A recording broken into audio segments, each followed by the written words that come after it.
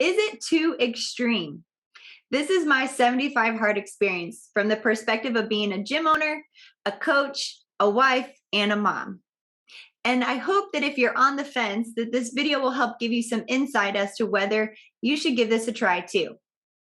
Now, my first thoughts after hearing all the criteria was, oh my gosh, like this is a lot of work to do. And I'm busy. How will I ever fit this into my life? Now, at this point, I was already working out once a day. So, working out, one of the workouts was already, I knew I could do that. But the part that kind of worried me was that I had to do this every day. So, what I was currently doing, I had to do that 7 days a week for 75 days. That's a lot. I'm used to having rest days and telling my peoples that it's important to have rest days. So this experience was going to be something that I could gain another perspective and have some more tools in my bank to be able to help people. And for those that are active people and it's hard for them to slow down, this was going to give me more relation to them as to what they could do to help find that balance in there with their body, not overtraining and not preventing and to be able to prevent injury from not overtraining.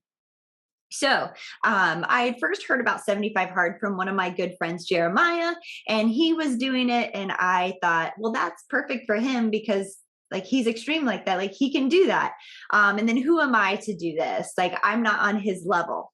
So that at first I was rooting for him, but I thought, well, I don't think this is for me, or I don't think I can be that extreme or that tough, I guess. So it took me a while to warm up to it. And again, like I said, looking through the criteria, just a few of those things was like, I don't know.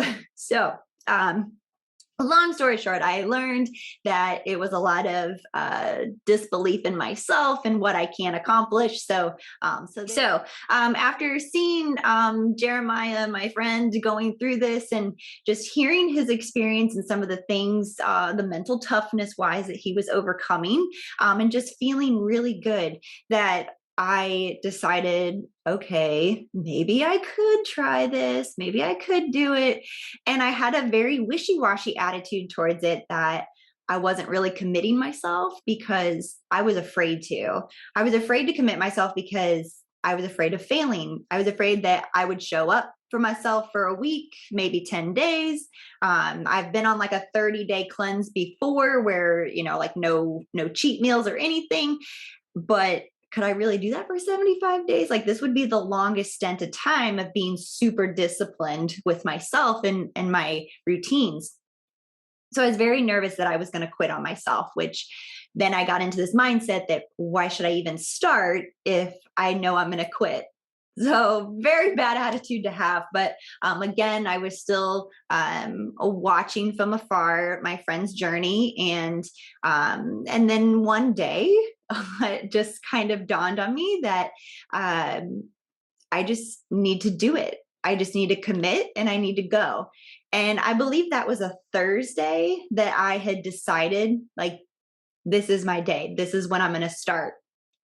And I ended up not starting until that Monday, which I feel like it was very cliche to start on a Monday, but we hadn't yet been grocery shopping, and I really wanted to be prepared to start off on a good foot. So that weekend, so I decided on a Thursday. That weekend we went grocery shopping on Sunday. I was able to do my normal meal prepping and really get myself ready to go for Monday. So I started my day one on a Monday, and I just decided, this is it. We're going. We're doing this.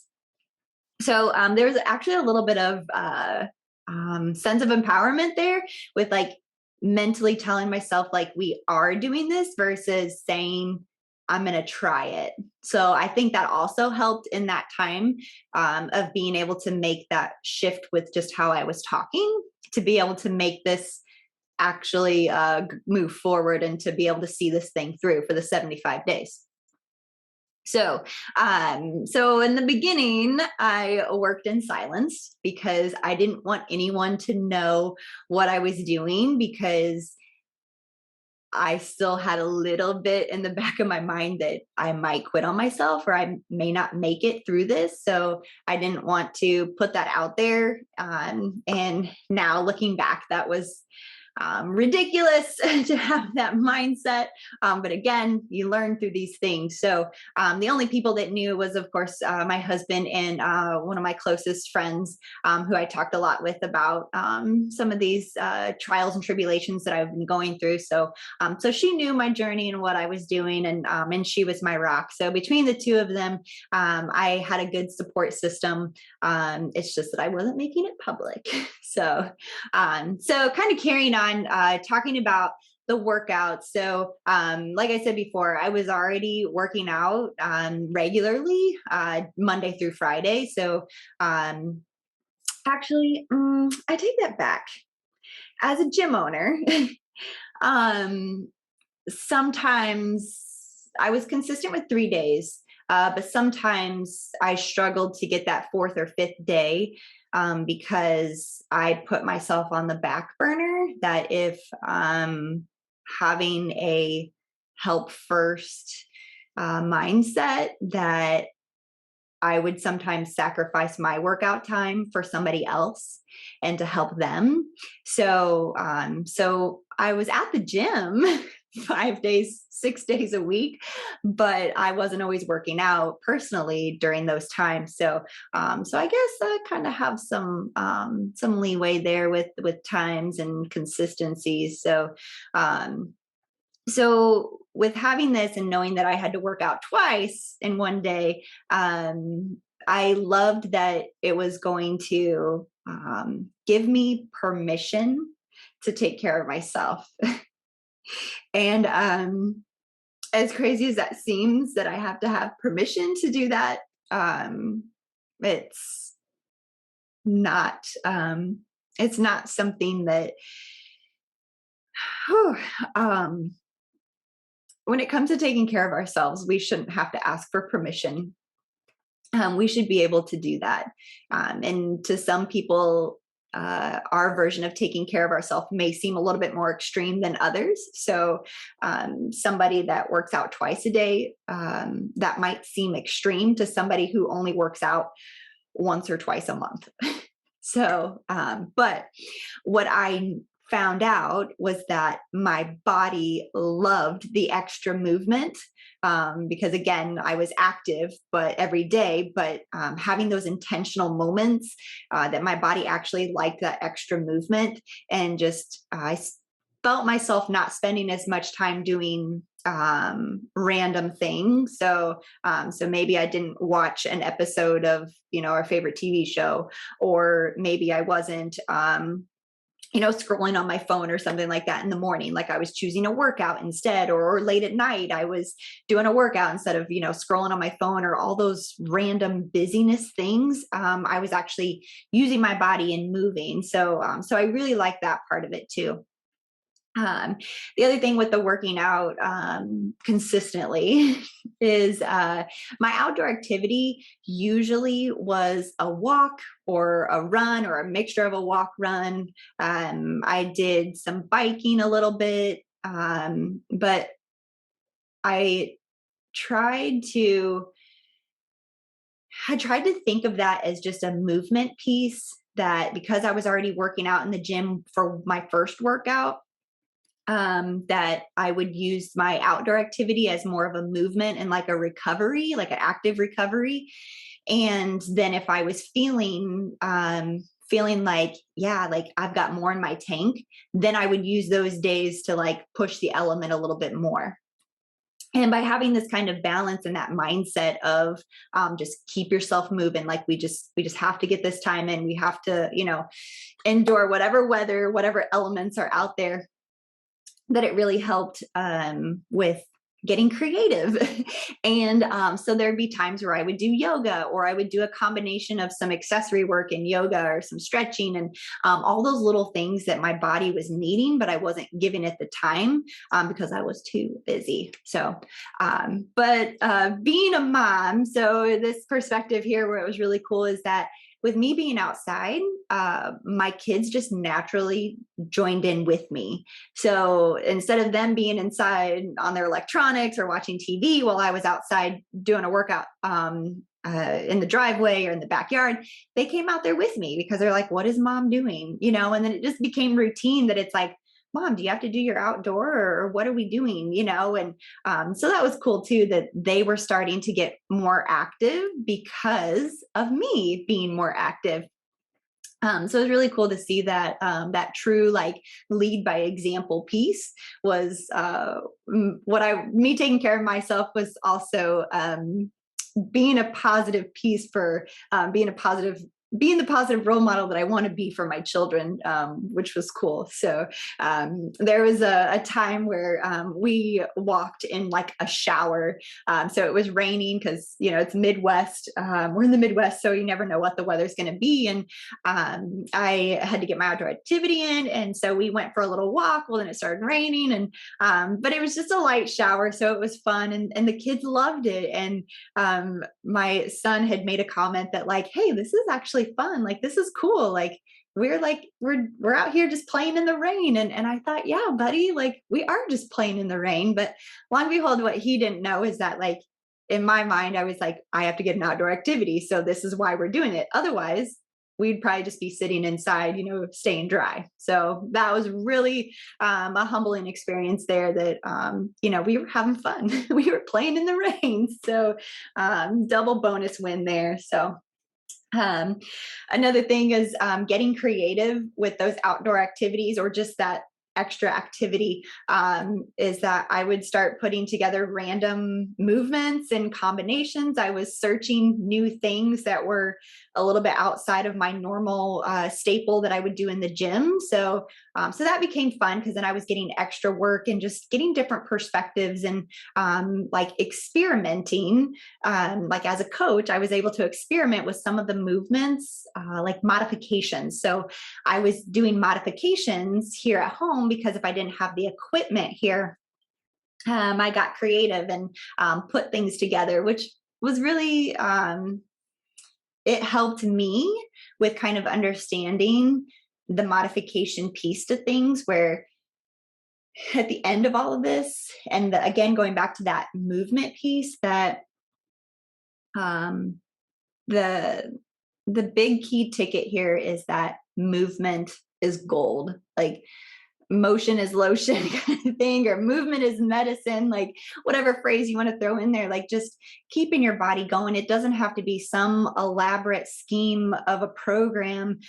fitness program to like make it work. Like if you're needing just a little something to get going, or to keep yourself active like that, then just move your body, whatever that looks like for you.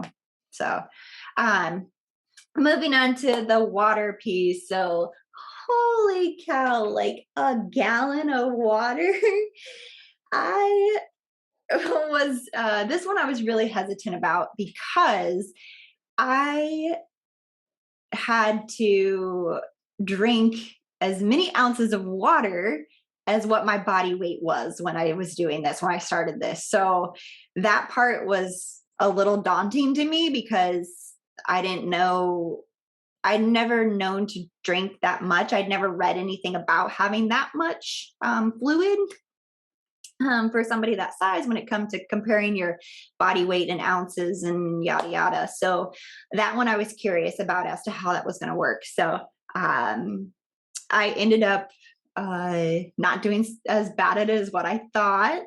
It was definitely a struggle to get to find a rhythm with myself and to try to make it to where I wasn't drinking like 60 ounces of water at 8 o'clock at night. So that one took some time markers for myself to complete X amount of water by a certain time. And so that really worked out for me. But one of the big key benefits from that gallon of water was I started sleeping real good. And the only piece really that had changed for me outside of that extra activity was the water, because everything else on the list I was already kind of doing. So that was where I noticed that the water was the biggest difference, that I was sleeping a lot better. My body felt better, just everything felt good. So, so the water part was a bonus. I love that it made me drink more water because I didn't know I needed it, but hey, I did. So, so that one, definite plus. Don't want to take that one for granted. The reading part. So this, I love nonfiction, self-help, whatever books. So, so that one I was able to easily throw in there, and I love that it was the consistency. Because I've done reading before like that, but only like in a Monday through Friday type of rhythm. So to add that on the weekend too was really good. And I got through books faster because it was consistent and it was 10 pages. So, so yeah, that one I loved. And then the taking the photo every day. This one, I was okay with it. I kind of had some thoughts of, do I really have to do this every day?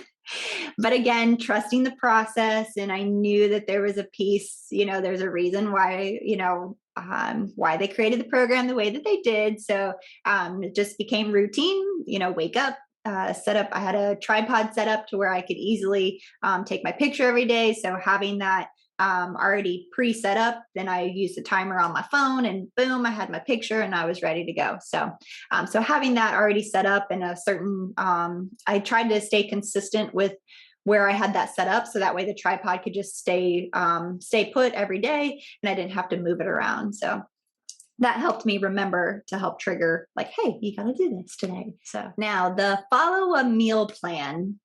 So this one, I was a little, I don't want to say lenient, but I tried to come up with something that was going to be, I could maintain and I could be consistent. So what I did is I tried to craft every plate or every time I ate, I tried to create as half my plate in veggies, a quarter of it in protein, and the other quarter in a good carb, like a dense carb, a starchy carb. So, so the example being broccoli, chicken, and sweet potatoes, which was my favorite of all time. Like that's my go-to combo. I just love it.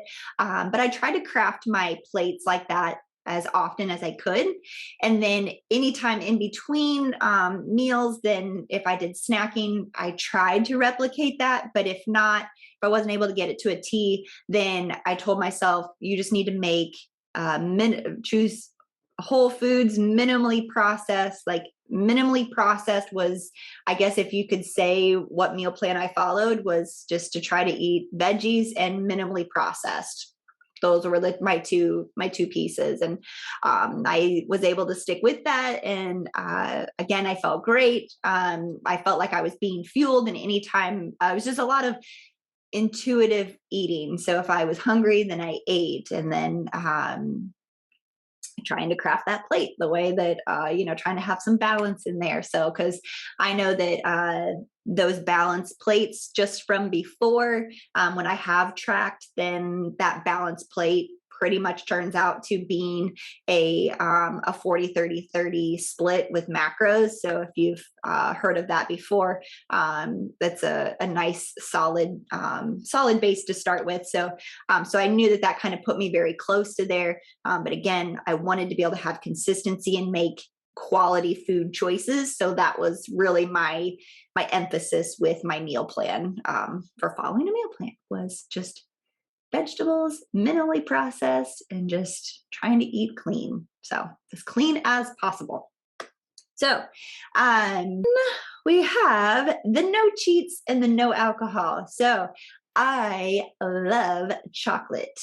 I love everything dark chocolate. Like s'mores, that's my jam.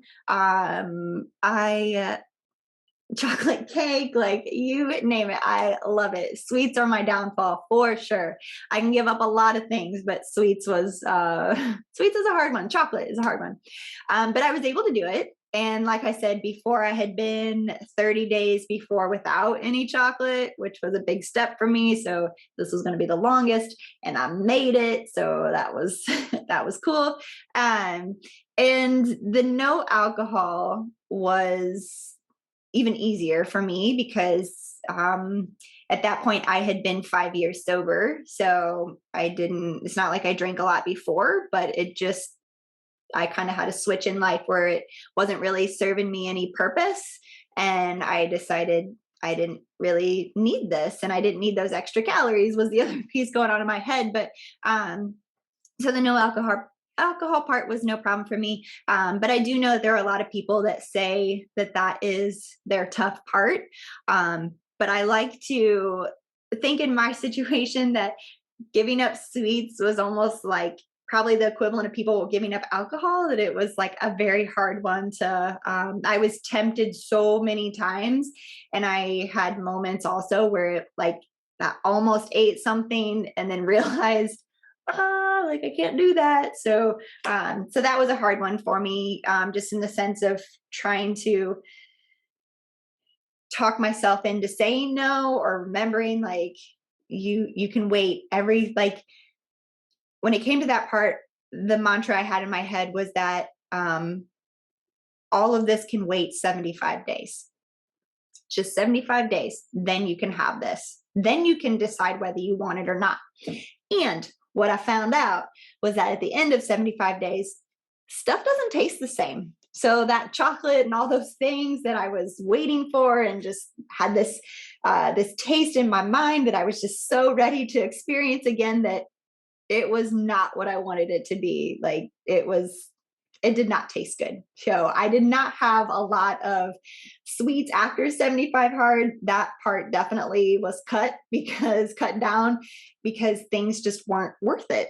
Like they didn't taste the same as they used to. And so that part was a real benefit of an afterpiece for that. So for me, continuing on some of these good habits is that I had a different perspective for sweets. So big bonus there for carrying on for days and months to come. So final thoughts about 75 hard is that you should do it. It's you're gonna find some benefits in there, and I think just the mental shift of the mental shift is so much more rewarding, or that's the piece. Like people think this is a weight loss program, but it's not. That's just a side effect. So for me, I only lost like 5 pounds, but my body composition changed. And looking at my day one photo, I was happy with that girl. I loved her. I wasn't so happy with how she felt, but I loved her. And same thing with day 75.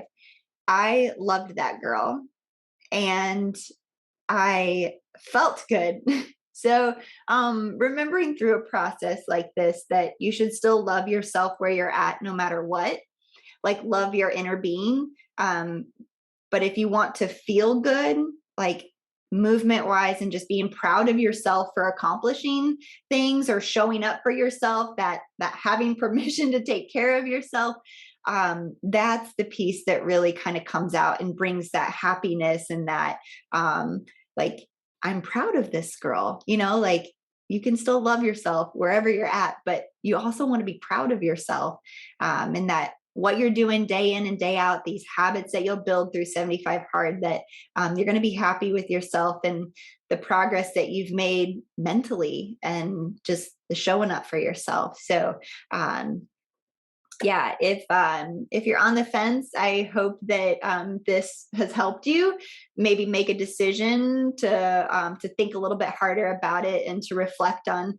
where you want to be and some of the things that you're really needing for yourself, that taking care of yourself is one of the best things that we can do because nobody else is going to do it for you. So until next time, I'll have more videos here about my experience with the Live Hard program. And then also now, as I'm recording this video, I am on year 2 of 75 hard and my experiences so far with that. So have a good one, y'all.